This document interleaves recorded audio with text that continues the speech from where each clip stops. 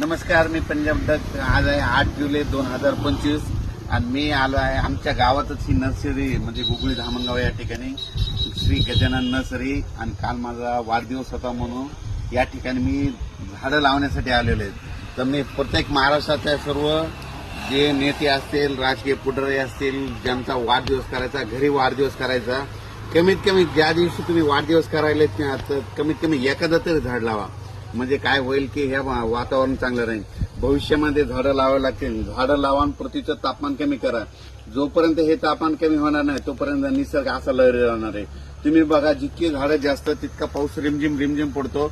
पुण्याकडे बघा रिमझिम पाऊस पडतो. कशामुळे तिकडे झाडं जास्त आहेत म्हणून म्हणतो महाराष्ट्रातल्या प्रत्येक शेतकऱ्याला सांगू इच्छितो की राज्यामध्ये सांगायचं झालं तर ज्यांचा वाढदिवस असेल काय तर तुम्ही कमीत कमी एक तरी झाड लावा. लय जास्त होत नाही तर कमीत कमी एक आपल्या घरापुढे लावा. कोणतं जर नावायचं नसतं तर आपल्या शेतामध्ये एखादं लिंबोणीचं लावा, जांभळीचं लावा, सावलीचं लावा, शेवग्याचं लावा, जांबाचं लावा. कारण की शेतात गेल्याच्या नंतर आपल्याला ते खायला तरी भेटेल.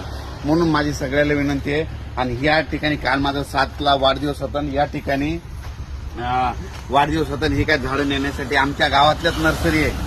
आणि योगायोगाने आमचे मित्र आहेत राजे धामणगाव, म्हणजे त्यांच्या गावाचं नाव देखील धामणगाव आहे. पण त्यांनी आमच्या गावाच्या या ठिकाणी नर्सरी टाकली. कशामुळे की ते म्हणले की तुम्ही झाडाचं महत्व तुम्ही सांगतात म्हणून आपली नर्सरी तुमच्या गावाला.